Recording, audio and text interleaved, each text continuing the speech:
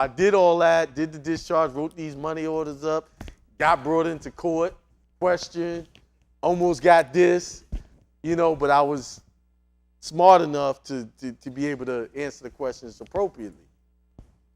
So finally, the bank brought me into court. This is how I know you can shut lawyers down in the courts. I've been there. I'm not telling you something I've read on a piece of paper. I did it. So the lawyer comes in. They did what you call a claim 420 to get the vehicle back. But I said, I don't have a vehicle. It was here in Georgia. This is in South Carolina.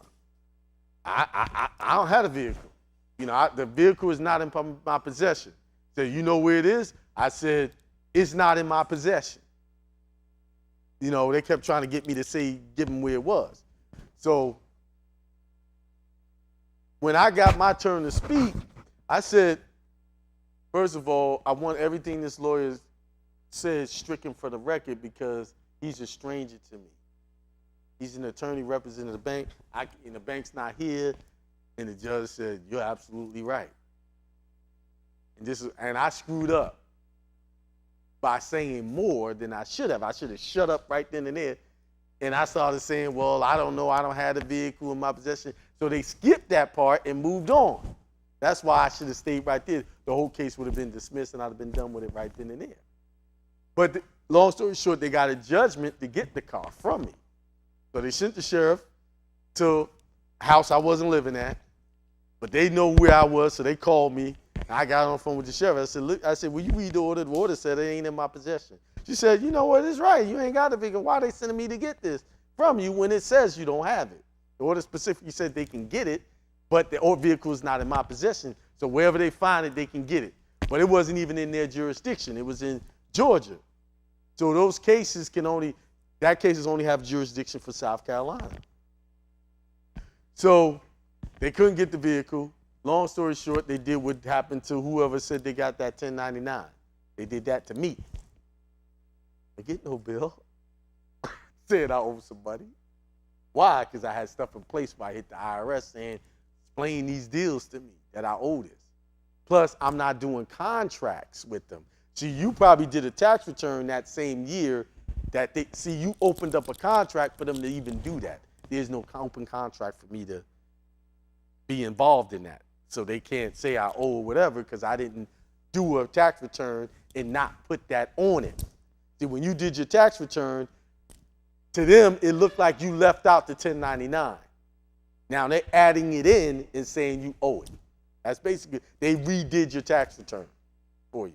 See, I don't have a contract where they could say, okay, you left this out. See, those things are just statements of which they making claims. So what happens is when I do a tax return, someone enters a statement 1099A. Now I'm doing a tax return, I left it out. There's no balancing. So they're going to balance it out for me unless I dispute it. See, if you disputed that would have never been added into your tax return. You didn't dispute it. So then they go and say, well, you owe us some money. Boom, boom, boom. They said they mail it, and they love mailing to wrong addresses. They do. So that's why you got to, IRS letters are just like third-party debt collectors. Answer them within 30 days. If you don't, it becomes real, okay? So with the car, they did the 1099A. Oh, okay, great. Now I don't owe it. And then they sent me a statement that I owe them no more money.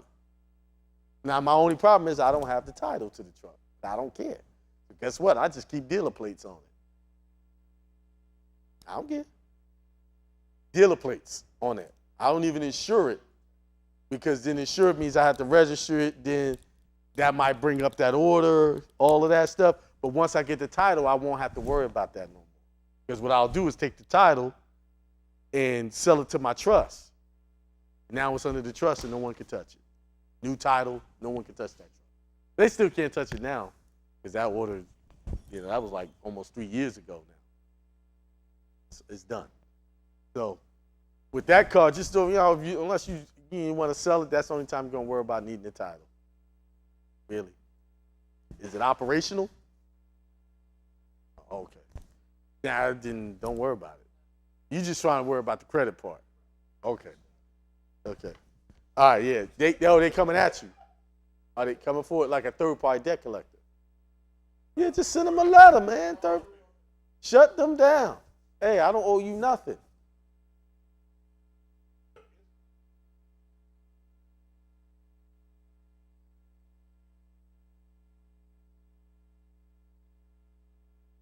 He's still a third party debt collector. Right, right, right,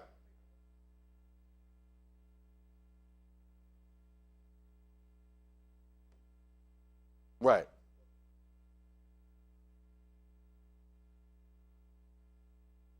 Mm-hmm. Mm-hmm. If they're coming in as a different name. So if it's a Bank of America legal department, that's a different name. Right. He's still a lawyer. He still don't have first-hand knowledge. They come in, they use the lawyer title for intimidation. That's all. They don't mean nothing. They still the same as any other third-party debt collector. Now, if they try to sue you. Peace, everybody. This is Akeem, Hindsight Radio. I am making a short video to go over what I'm going to be discussing in the webinar coming up on September the 30th at 9 p.m. Eastern Time. I'm going to be covering things like creating your own birth certificate and getting that authenticated, creating your own marriage certificates and getting that authenticated. And then I will be covering the process of submitting your proper documentation with your national passport process to get your passport properly as an American national, not as a citizen of the United States. Now, why am I doing this? Well, a lot of people seem to think that you only need government-made documents or state-made documents to validate birth or marriage. That is not true. The method I'm teaching is not new. It's been done in churches of old. Births were recorded, baptisms were recorded, marriages were recorded on the church records, and those was used as proof. Families kept proof of lineage in Bibles. So what I'm doing is not new per se, but it's new in respects to how you're going to be presenting it as an American national and not as a citizen of the United States. So I'm going to teach you how to create those documents and get them authenticated by the states and on the federal level, the Secretary of State. Get all of those things authenticated, and once they get authenticated, you will fall under the full faith and credit rule, meaning that any document that's certified or authenticated by one state, it will be able to be used in any state as proof of the fact that you're presenting, whether it be birth or marriage or anything else. So this webinar is very important for those who are interested in separating themselves 100% from using state created documents or government created documents to prove birth, marriage, etc. So if you want the details, go ahead and sign up at my website or click the link that I'm going to provide in this email along with this videos. All right, there you have it. I hope to see you on Monday, September 30th, 9 p.m. Eastern Standard Time. Peace. And that static are being sacrificed. And that's if your stuff's not available, they can't hear it. Sometimes you gotta feel your way through the dark, and I struggled all the way up into the minute. Peace, prosperity, and extreme wealth to all you guys. This is Hindsight Radio. I represent it, the information station changing the nation.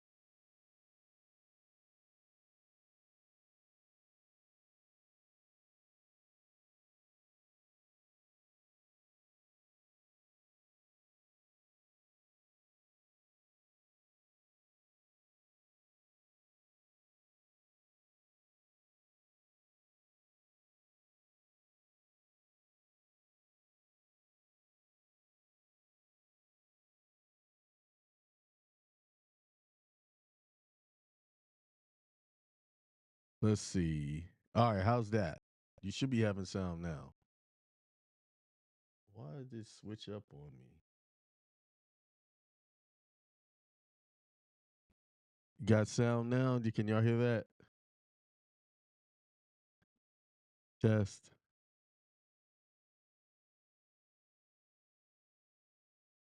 Now, I noticed something was different when I was recording. Let me check.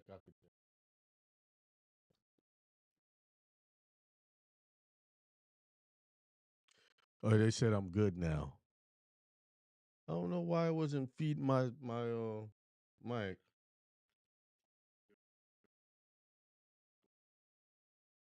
When I played the video, they always updating this app, and whenever they update it, it messes with the sound for some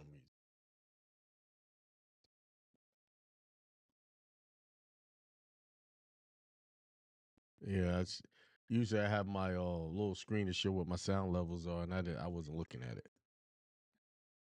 All right, so we look good. All right.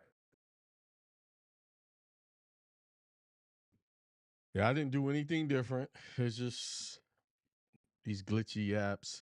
What was I saying? We are 29 days the into September. The month is already over. We into October, and just to repeat what I was saying while I was on mute or silenced. I wanted to say that I hope this year went well for you. You got everything you wanted. And if it didn't go well for you, or you feel like it didn't go well, you had the idea that it didn't go well, it still went well. Why? Because through our challenges is how we grow. Through challenges is how you level up. You cannot level up without a challenge, without being challenged. Just look around you. The people that are not going anywhere are still doing the same thing they did the day before. They don't have any new adventures or new challenges coming at them. They got the same stuff going on. They're waiting for their shows to come on so they can watch them and then go to bed and get up and go to work and they don't have any new challenges. This is why a lot of people are so depressed with their lives, because there's nothing exciting going on. You know how it is when you're learning something new, you think everything seems exciting. That's why you have to keep learning. You got to keep pushing forward and educating yourself in different areas. As some people say, why do I need to know this? And why do I need to know that? Like, I met a Jewish man the other day. His name was Emmanuel. Now, if I was just, a person who didn't have a lot of information in my head, I wouldn't have a whole lot to talk to him about, right? And I asked him a question like, the name Emmanuel is in the Bible, and it's the name that when God came to Mary, he said, hey, you're going to name him Emmanuel, right? It don't say name him Jesus. It said, you're going to name him Emmanuel. But some reason in Christianity, we overlook that and we highlight this name Jesus. But that's not the lesson today. That's not the lesson. This is not why it's kind of because the title of the show is Assumptions Become Facts. Like people assume that that's what God had told Mary to name the boy that she was going to have. He said Emmanuel. Now, if y'all don't believe me, go look it up. Go look it up. And no one ever challenged that. Why does it say Emmanuel and y'all saying Jesus now? Where did that come from? I mean, although the name Jesus is in the modern day Bible, but you dig deep, it ain't in there. It's not in there. But I'm not going to go through the history lesson. Maybe one day I'll just break that down. I get led to talk about that. I'll talk about it. And I know this may be stumping some of y'all. Man, don't be talking about my Jesus. I know I ain't trying to talk about your Jesus, but I'm talking about the facts of what the Bible actually says. or heard the call say. But I was talking about challenges that you might have had this year that might have held you back. You might have gone through some personal challenges. You might relationships got broken up. Your finances may not be where you want them to be right now. It's a challenge for you. So that's the time to really say, okay, I need to do some adjustments in my thinking and be thankful. Hey, this is happening to me so I can realize where I need to make adjustments. Don't complain about it. That's the time to reevaluate. Relationship didn't work out. Well, why didn't this relationship didn't work out? So that I don't bring the same baggage into the next relationship. Y'all do realize when relationships break up, it ain't the other person's fault, right? But that's how you have to look at it. It's some growth you may have needed. It could have been you just picked the wrong person. That's possible. Or the wrong person might have been you. Who knows? But today's lesson is assumptions become facts. And once I start reading, it's from my book, Neville Goddard collection. Nice book. Y'all might want to get it. It's a big, thick book. I was working on my guitar. Um, I was playing my guitar yesterday, practicing, and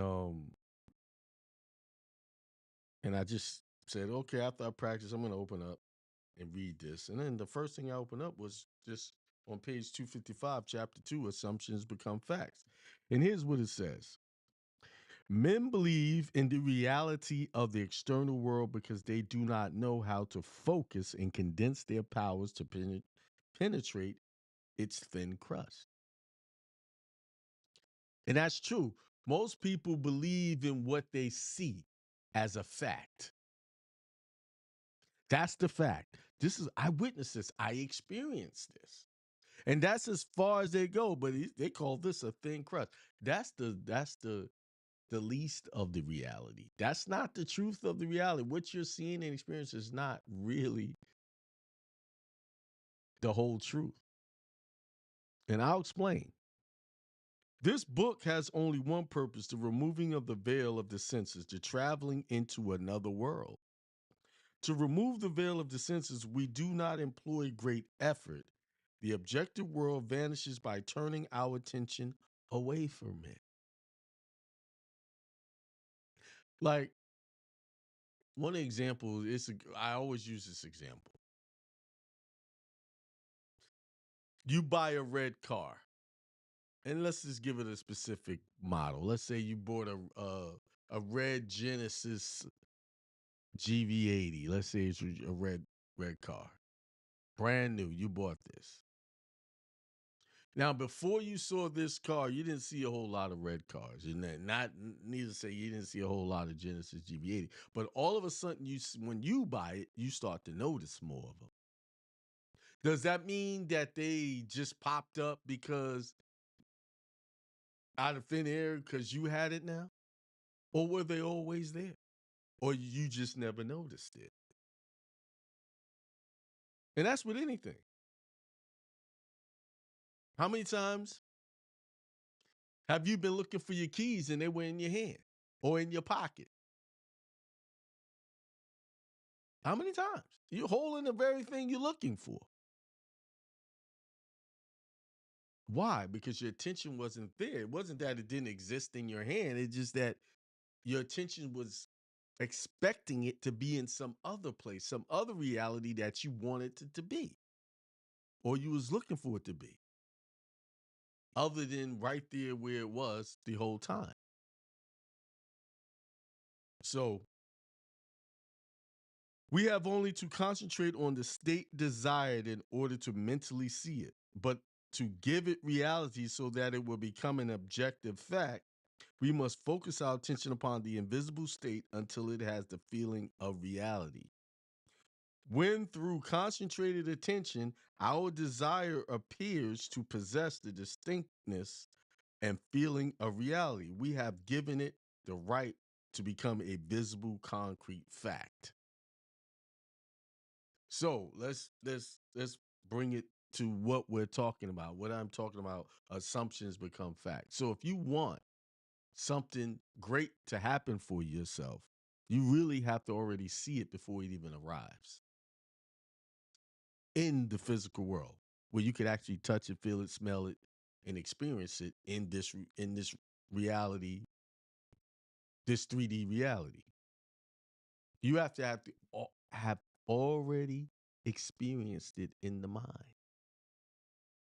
But then some people say, "Well, Kim, I didn't want my wife, my husband to cheat on me. I didn't want that. That's not what I expected them to do. I didn't ask for that." Did you or didn't you? Let's be honest. First, let's dial it back. How did you even find out they was? Yeah, we uncover this truth. Because see, I'm gonna show that that's a lie when you say you didn't want it to happen or wasn't looking for it to happen. So here's a question: how did you even find out that they did do it? They were doing that. How did you find out? You went looking for it. Something came in your mind to suspect that they did it. You saw the vision of them doing it, and you went and looked and you found it. So you assumed until it became a fact for you. Now that's not to say that that people just don't do things spontaneously. They just do things. No, what I'm saying is nothing is in you comes into your reality without you expecting it to get there. So if you having financial issues, there's a certain expectation of those financial issues that you had prior to that brought it to you. And this is the truth that most people do not want to have or hold on to. And this is why, because we can't hold on to those types of truths, we can never manifest what we truly, really want. See, this system has programmed us so bad that we expect bad things to happen to us all the time. We assume bad things are going to happen. Y'all know, y'all seen this. I know I've done it. What I'm about to show you. Things be going good for you so well. And then you'll say something like, man, good, nothing good lasts forever. What?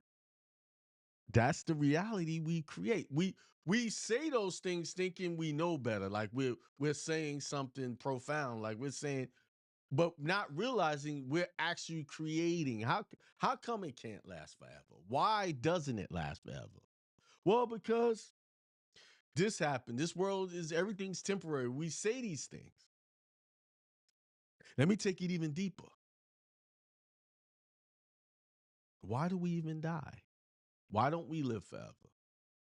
Where did that idea come from? Why can't we just live? How come we can't set in our minds that we are infinite beings, and even in this reality, I can make this body last forever? Oh, I know I'm talking some hocus pocus crazy. This boy out of his mind. What he been smoking? Nobody live forever. Why don't they? Have you ever dug deep and asked that question? Why, if we create our own reality, how come we can't create the reality of living forever in this state, in this 3D state? Because I'm not saying what I'm saying is 100% right or wrong. What I'm saying is, how did we even get the idea in our head that we don't live forever? Because someone said to you that you're going to grow old and die. Read the Bible. You will grow. God, that was one of his punishments. I'm going to cut your days short and you're not going to live. We read that. That was put into our consciousness as a belief system. And now we're holding on to it like it's a fact. And now it's a fact. It becomes a fact. Why? Because we believe we die. So we grow old, we get sick, whatever, and we die. This is why when you're learning these higher sciences, you come across these paradoxes. You come across these crossroads. Wait a minute. If I am creating my own reality, that means I'm the master of all things, even my own mortality. Something to think about. Most of the things that we believe or hold on to are basically assumptions. Nothing that for ourselves has become a fact. They became a fact for someone else. If I'm still talking to you right now, that means I'm still alive according to the definition of living in this current state of being. Death has not become a fact for me. So my believing in it for myself is an assumption based off of what other people have done and did. Now, death and dying is a very deep thing, serious thing to think about. But when you really look at that and you look at how we are right now, and most of the things we assume them because someone else has experienced it. Not that we've experienced it for ourselves. We assumed them and we took it into our consciousness as a fact and we lived that out. And so until the actual reality comes into play, now it becomes a fact. But everything, for the most part, right now, has become assumptions. And what your assumptions are and what you deeply believe in will become a fact eventually for you in this physical realm. That's why we must really be diligent and pay attention and be faithful in recognizing and understanding how our mind really works.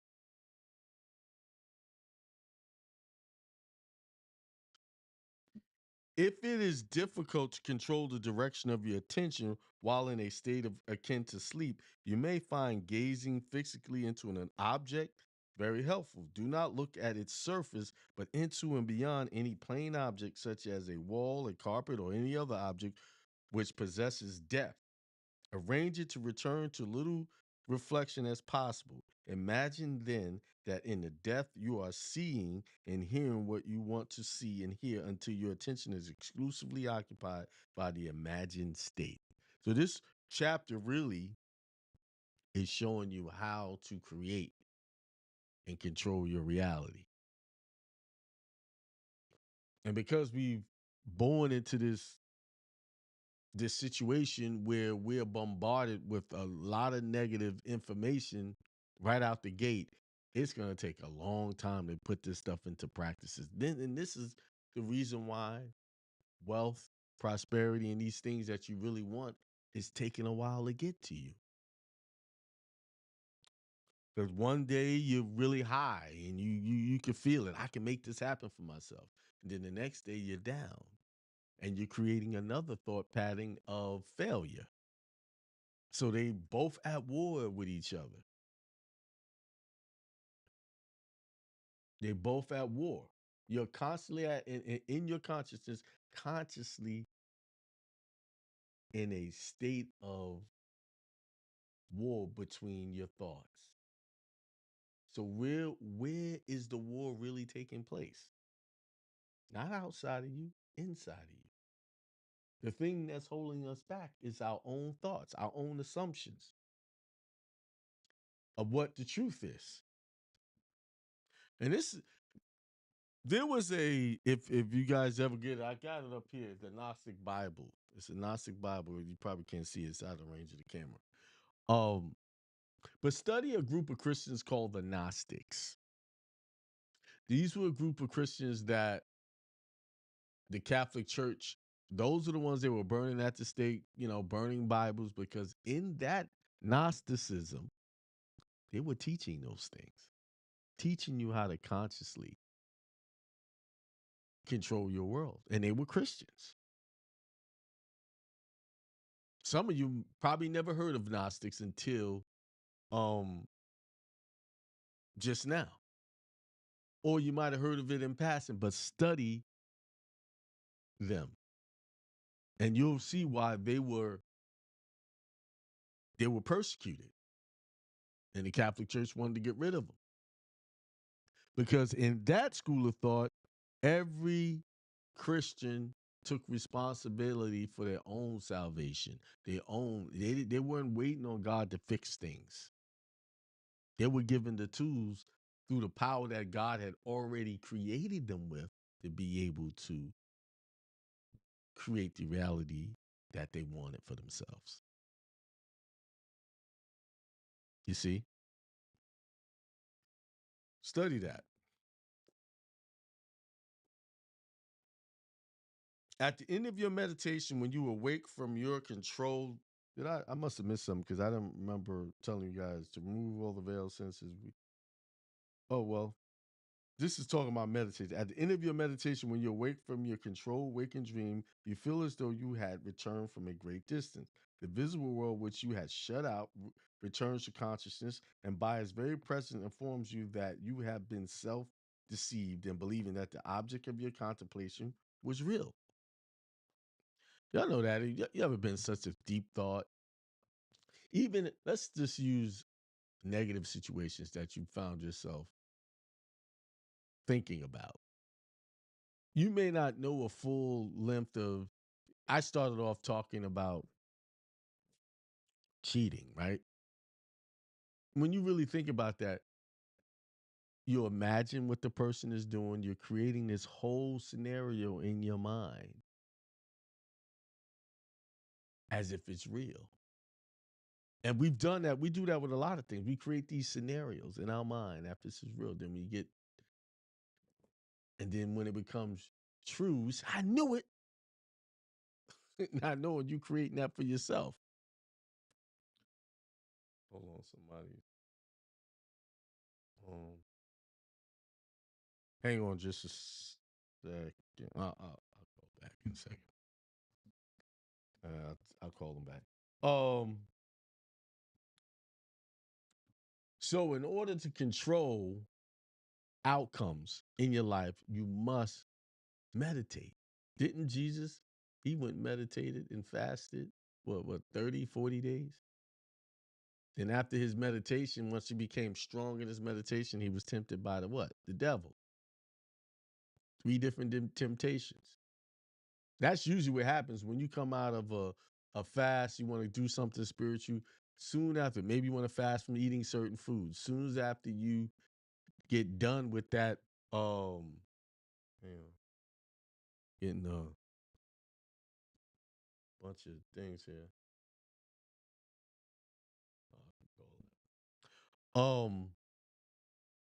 Soon as after you get done with your fast, that same thing you was fasting from comes at you. You get a huge craving.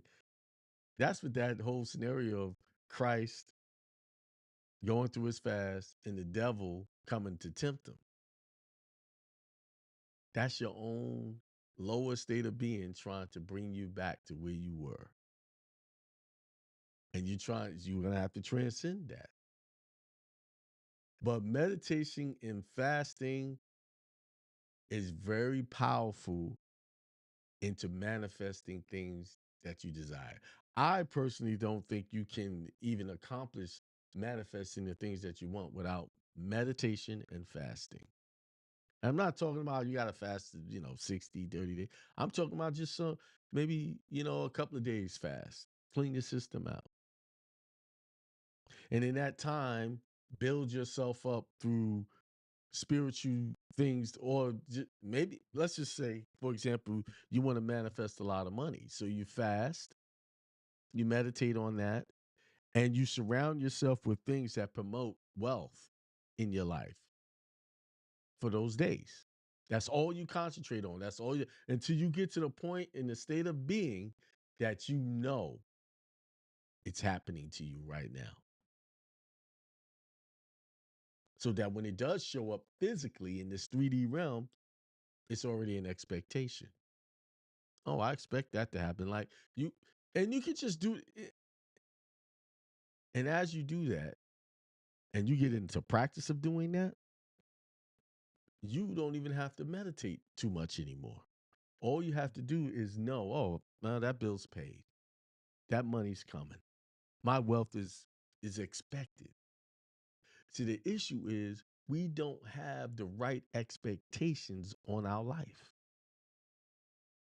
We have been programmed to expect bad things to happen to us. That's why when good things are happening, we'll say, man, this thing ain't gonna last. Nothing good lasts forever. That's the mantra.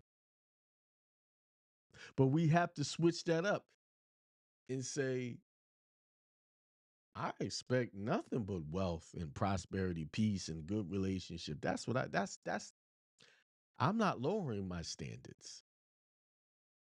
See, do you think Elon Musk, Bill Gates, Soros, all these big wealthy guys expect to be broke? That's what they're thinking about when they get up? That no, they're thinking about expecting an expectation of making more money on top of the money they already have. That's their expectation. They don't expect to lose. They expect to win. We have been programmed with an expectation of being losers. And one of the ways we've been programmed to be have an expectation of loss is through our school system. That's why they test you on everything. And I hope you say, I hope I win. You don't expect to win. I hope I pass. You don't say, I know I'm passing. I know I got this. This ain't nothing. Some people expect to be second, third, and fourth place, but not in number one. Look at the children that really do well on tests. They have an expectation of passing. They don't have an expectation of failure. Your attitude, your consciousness is a direct cause of your outcomes. If you're in a tough relationship and maybe things are not working out the way you want it to be, what is your expectation? Are you expecting it to get better or are you expecting to get worse? Oh, I don't know, because if you are looking at externally at the other person as a problem, this is usually a common thing to say, I don't think it's going to get better because that person is not doing right. And what you say is what you get. What you assume will become the fact. Your assumptions become facts because you make them facts by your assumptions, by your belief system. A lot of us believe in failure more than we believe in success. If you have more failures than you have success, check where your belief systems are. Check where your expectations are. Don't check the situation. Don't check the other person. Check yourself. Can relationships can survive anything if you want it to survive. If you expect it to survive, and you now with relationships, that's a double-edged sword, because what's the other person's expectations? Are they in alignment? And I'm compelled to say this: some of us are hooked up with people we should have never been with in the first place. Not because they're so much bad people, because they don't have the same value system as you. So you cannot be hooked up with someone who don't have the same values as you, going in the same direction. Y'all can't work. It's not, see, when I talk about relations, I'm not talking in a way to look at the other person like they some evil, no good person. I'm telling you to look at them as who they are, what they represent at that moment. And if they don't have the same values as you have, there's no way y'all work it out. Not because they're bad people. Y'all just different values. And you got to get to the point, well, maybe y'all can work out and come to the same compromise on getting to the same values. But if they don't want that, or maybe you don't want to be in the same values, then what do you have? You're wasting time.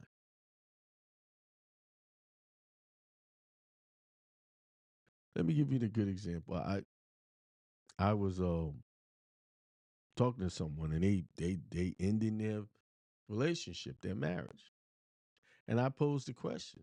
I said, "Well, if this person decides at some point that they want to change the way they do things, would you give it a shot? And they said something to me. He said, listen, their values are different.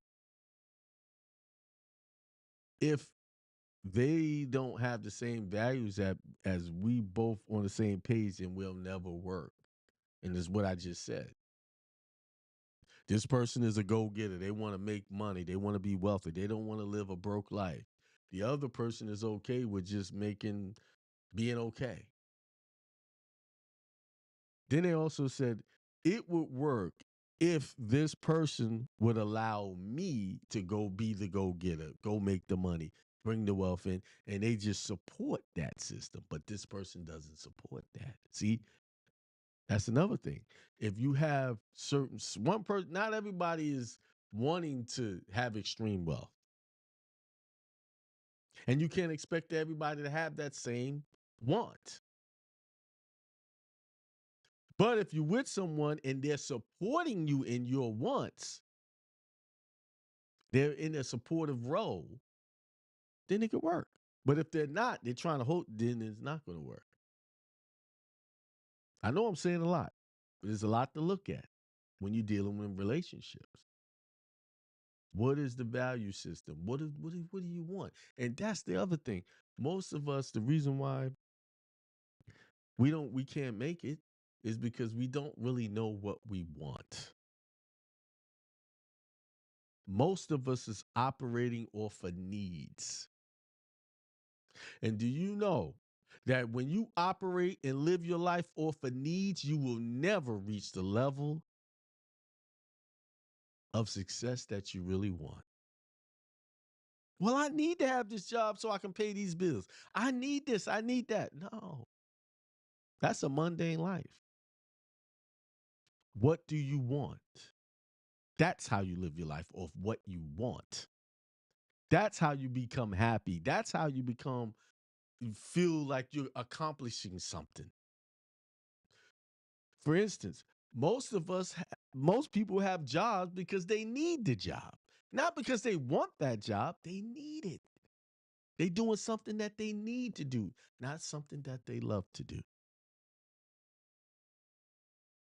I hope I'm making sense. What do you want? And listen, your wants, and don't be ashamed about your wants. If you want a nice fancy car, great. That's nice. You want a big house? Great. You want lots and lots of money? Cool. There's nothing wrong with those things. Because it's the wants, the things that you want that's going to catapult you and force you into making the changes that you need to make to get those things. See, you got a lot of poor righteous teachers out there. Money ain't everything. See, those people, I send them off somewhere else to tell somebody else that, because I ain't trying to hear that, because money is everything in this life. Because everything I'm doing right now costs money. This electricity, the computers I'm using, the equipment I'm using, the water that I use to bathe in costs money. Transportation to and from wherever I got to go costs money. The vacations I want to take cost money. I'm circulating money daily. I'm circulating money right now. I'm running up a bill right now. And if my mind ain't concentrating on that so that I can take care of that, then I will fall short and I won't be able to pay that. And I won't be able to take care of my family the way I need to take care of them. See, it should be, and I'm talking to men specifically right now, it should be not an option that you are providing for your family in a way that they can live a good life. If you're choosing to be married, have a family, or even if you're not married, you have kids, if you made the choice to bring children into this world or help bring children into this world, it should not be an option for you to work yourself to the point where they have all that they need with abundance.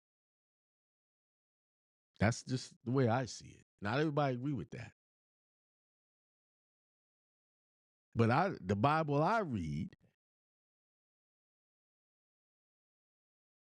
the fathers that I've read about in this Bible, they took care. They had abundance.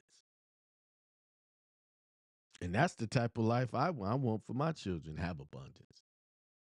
The only thing we've been doing, the assumptions, all of the assumptions we've been living off of is what has kept us broke.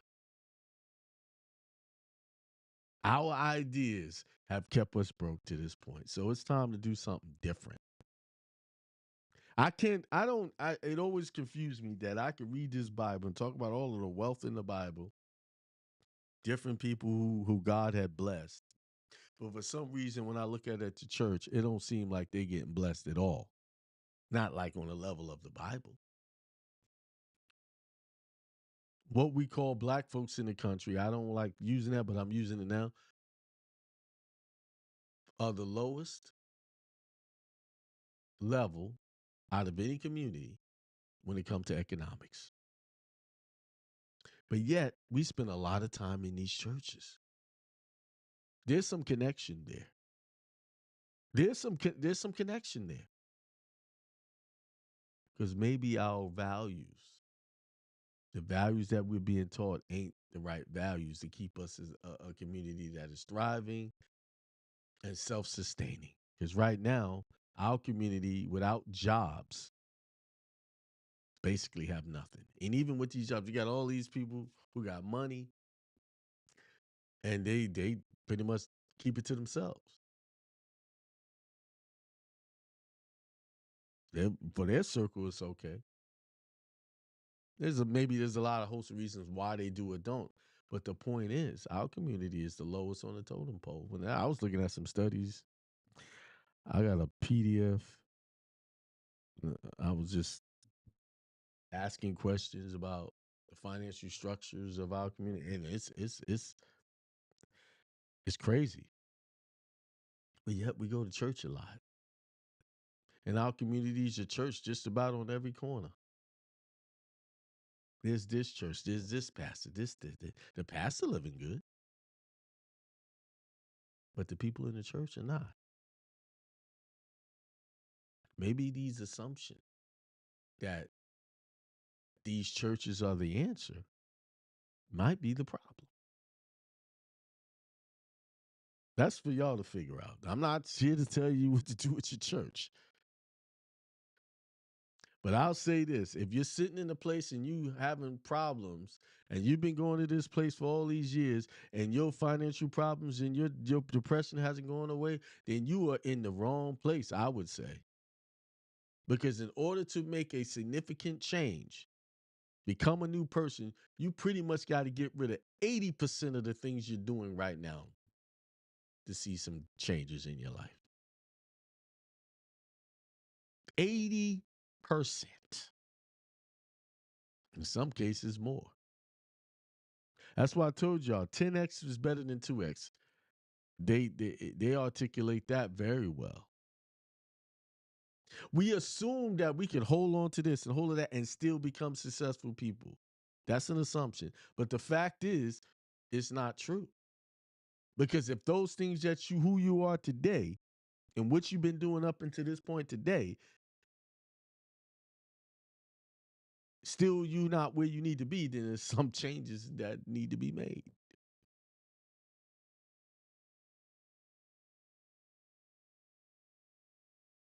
And that's the key. And the first thing to making any change is changing your mind. And the Bible talks about that. Renewing of the mind. Renewing. Continue to renew. It didn't say renew and then stop. It says you must renew. So that means you must become a new person every day. If you at a good level right now and you want to go somewhere else, be bigger and better tomorrow, that which you have right now, the person who you are right now, has to go away and a new person of you, new you had to become. Every step you level, you got to become a new you. I can tell that with a fact. What I was 10 years ago, who I was 10 years ago, I'm not the same person 10 years ago. I'm not the same person last year. Because how I saw things last year, I see things differently now. And that's what makes life exciting. That's what keep you from being depressed because you some a new creature every day. Isn't that? That's what the real that's what called being reborn. Being born again and again and again and again. Being born again ain't just a one-time thing. And that's what the church has taught you. That, oh, I'm born again now, I'm good. Nah, born again is a daily thing. And it's all talking spiritually, all mentally, consciously, being born a new being, a new spiritual being daily.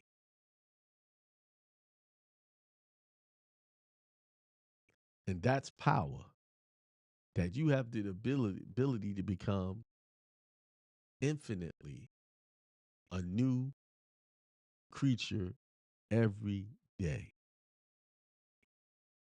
You don't have to be the same person you was yesterday. You don't have to be the same person that was having financial problems yesterday or right now. You don't have to be that. And it's all a choice.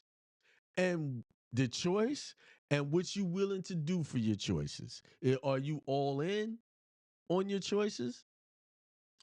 Or they just ideas? Hey, because once you make a choice, you do something about the choice. That's why it's a choice. But some people just have ideas of wealth. I want to be wealthy, but they don't want to choose to do what it takes to make them wealthy. Oh, that's too hard. That's too much. I'm happy people, even in my trucking business, this is a slow period. And it's challenges being met every day in that business. But I hear people say, man, I remember when I first started the trucking company and I was having some difficulty with my son trying to get him in line, get him on the program of how to, run the business and stuff like that. And I was talking to my son. That's why you got to be careful when you have conversations. My homeboy, I love him to death. He said, man, I wouldn't be doing that if it was me. Okay. I'm not you. No offense, but you got a job, 9 to 5. And let me tell you, while I'm speaking about that, I hope he listening. But we boys, so we always gonna be cool. He had a job, they laid him off, and he got a nice severance package. I said, man, this opportunity, this is that crossroad that you get. You don't get this often where you can go start what you want. You know you don't like the job, go for it, go for it. That's why, you go and preach this good news to people, but when they don't want it, you gotta shake the dust off and keep it moving. Instead, he went and got another job. Why? Why do you think he did that? Because he got bills to pay. He got a family to take care of, and he's in fear of not being able to take care of them. So he took the safe choice. He took the responsible choice, as the world would say. He took the 2X choice. Because see, the 10X choice would have been, I'm going to start my business, and I got 1 year because I got this 1 year severance package to get it right. See, that would have put him under the pressure of making it happen no matter what. But most people don't. What they say they want it. They want something different. They say, I don't like this work 9 to 5 work life. They say it, but they won't choose to make a choice that they don't have to do it. Because with that choice, what they got to do, they got to give up a lot. They got to give up this, what they think is safety of having a job, somebody paying them regularly. They got to give that idea up. See, the things that we do physically is just the symptoms of the choices and the ideas. See, he had to formally renew his mind and become a new person in his consciousness. He had to anoint his mind into the concept that he had the power and the divinity to make anything happen to his life. He don't need a corporation to support him, because that's what you've been taught, that you need to suck on a corporation's titty in order to survive.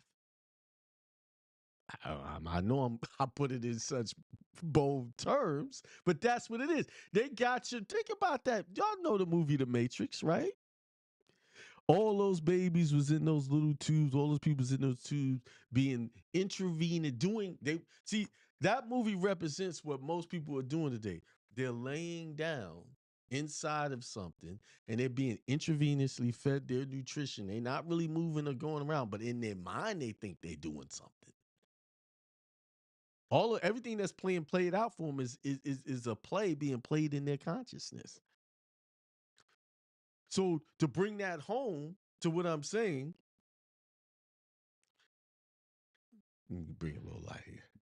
To bring it home to what I'm saying, most people want to be intravenously fed financially by way of taking a job with a corporation. That's what they don't have to do nothing. All they gotta do is get up and are doing something, but it's an easier choice. It's the one that they find is less risky because now they people won't complain. You need to go get a job. You need to get this. You need to get that. You got to do something.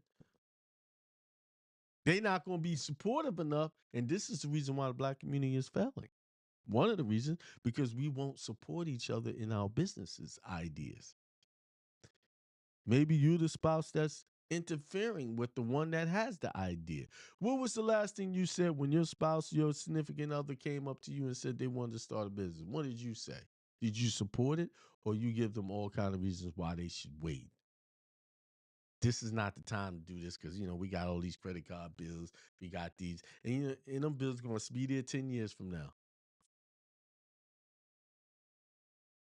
Was you supportive? See, I said it that way specifically so that you could look at yourself and not look at the other person as a problem. Did you support them? I know, because the stuff we like to cry about is, well, I got my business and my wife, my husband, they don't want to support me. We want to whine about that. You know the wife you picked. You know the husband you picked. That's your fault. That's your choice. I hate to put it in such blatant terms, but that's the truth. But now you going to let their discouragement keep you from doing your thing? No, ain't nothing stopping me from moving forward. Mm-mm. Nah. This is what I also learned. Keep your mouth shut. Just go make it happen. And let them see the benefits of what you're doing. Keep your mouth shut. All right? Oh, Akeem, you promote keeping secrets from your wife or whatever and all of that stuff? What I'm promoting is not letting the left hand know what the right hand doing. Okay, that's what I'm promoting. That's biblical right there. All right? Boy, I'm on fire today. Let me stop it before I run everybody off. I think I left y'all with enough to think about.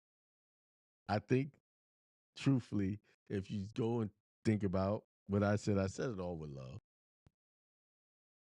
And even with my homeboy, if he listened to it, I know you talking about me. Yeah, I was talking about you, man. You had the opportunity. They gave you a whole year's worth of salary to go do your thing. COVID gave y'all opportunities.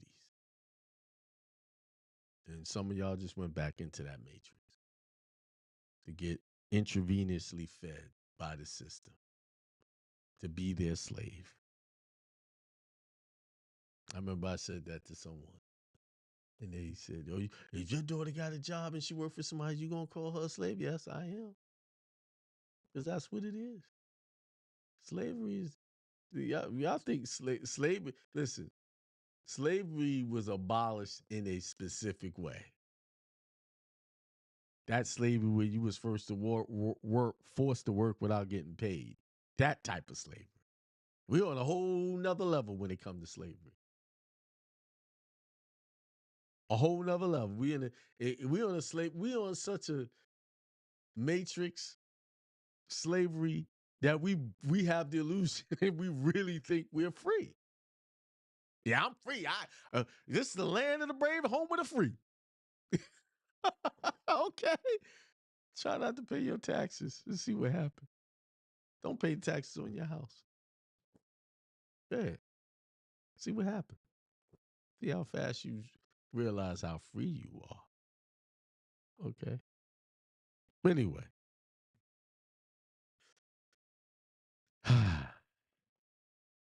I lost some people on Telegram. Maybe I said something that hurt.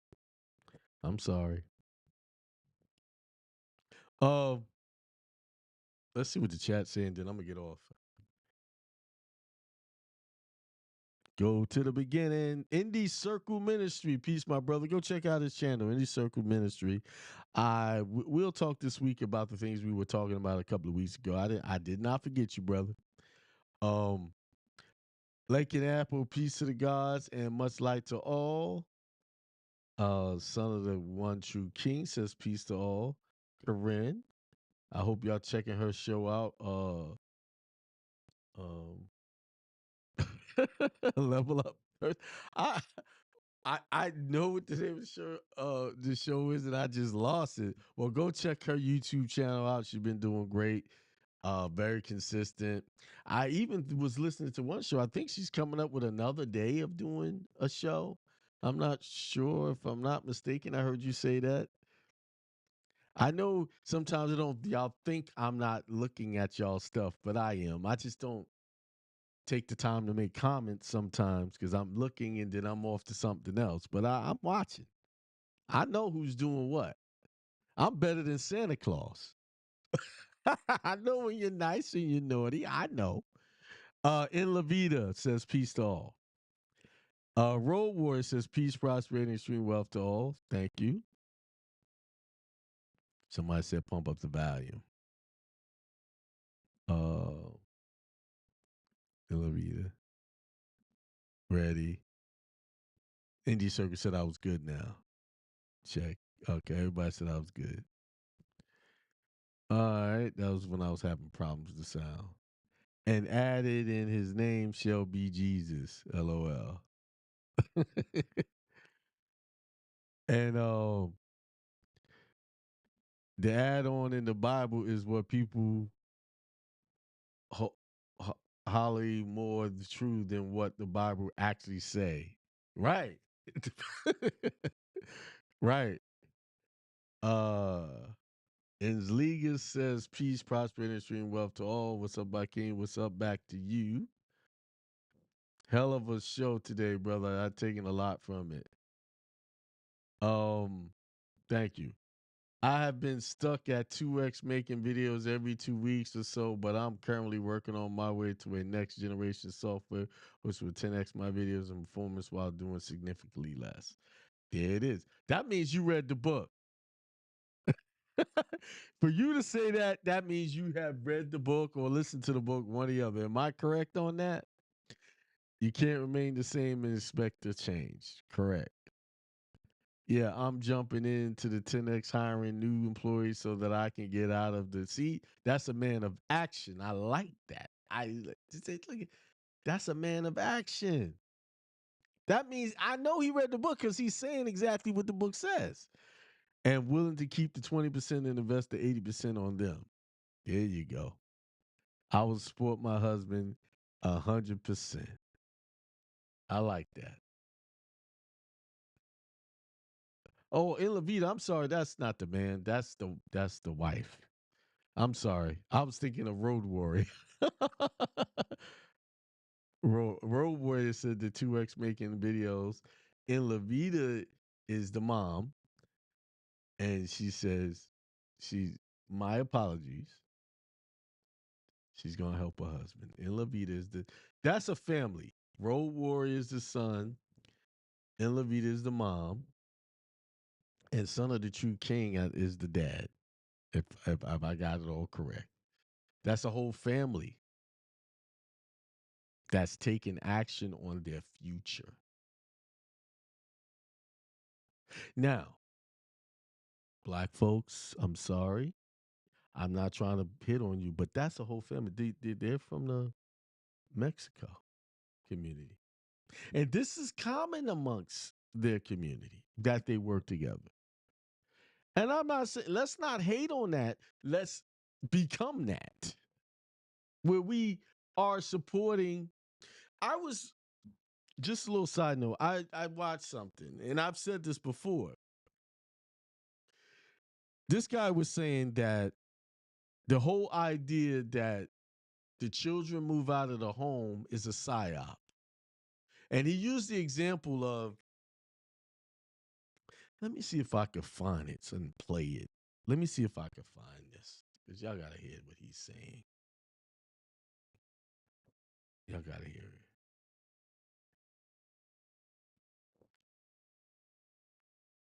Da-da-da-da. Where is it? Okay. I'm going to find the video. I'm going to play it, then I'm going to get off. They send me these chat. I got to put up all these codes and stuff they want you to put in. All right. I know how to find it. Give me a second, y'all.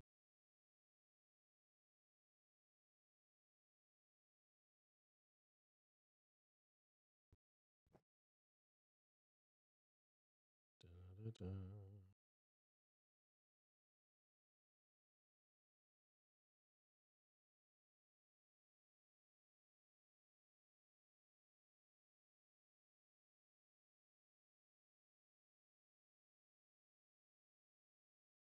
All right, so it's got to be here. 1 second. I'm going to find it for y'all.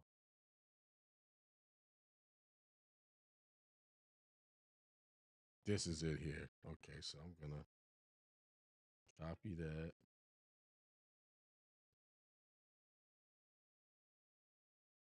Put it here. All right.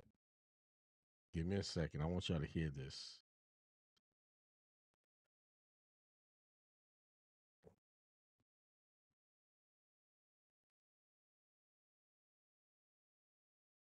Is a psyop. Consider this.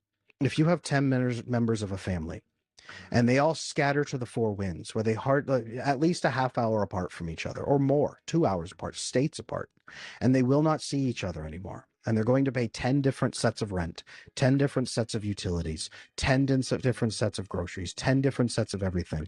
Then what are they going to do? They will live alone in these apartments or in these small structures. They will desperately crave connection with strangers. They will spend tons of money on escapist entertainment. The research actually shows the average American spends about 5 years of their life on escapist entertainment now. And that was before COVID. We need to actually update that information for after COVID now. But the average person, their depression is off the charts. They are crushingly lonely. Why do you think that moving out of your family's house is a psyop? Consider this. If you have 10 Did y'all hear that? Did y'all hear that? Did y'all hear that? That moving out of, let me make sure y'all can hear me, because I know how when I play stuff, it starts acting funky. Moving out here is a psyop. And I believe it is. They teach you how to separate. Go get this. Go get your own place. You pay your own set of bills. Instead of everybody working together. And with all that money y'all making, y'all can live in a mansion. You see what I'm saying? Just think about what I just played. But anyway, that's all for another show. Well, I hope to see you guys tomorrow on my webinar. I'll see you guys at 8 o'clock before the webinar for my question and answer show. And with that being said, peace, prosperity, extreme wealth to everyone. Somebody said, yes, we got the Audible app to listen to all of those audiobooks, and we bought the book. Good. I see it's benefiting you guys. All right. So peace, prosperity, And remember, you're not a failure. If you're not where you want to be right now, and you have the desire to make the change, and you're willing to do the work, you're not a failure. The only time you fail, it's only two ways you fail. If you just stop doing it altogether, you fail. Or you cease to exist in this 3D realm. That's when you fail. Peace.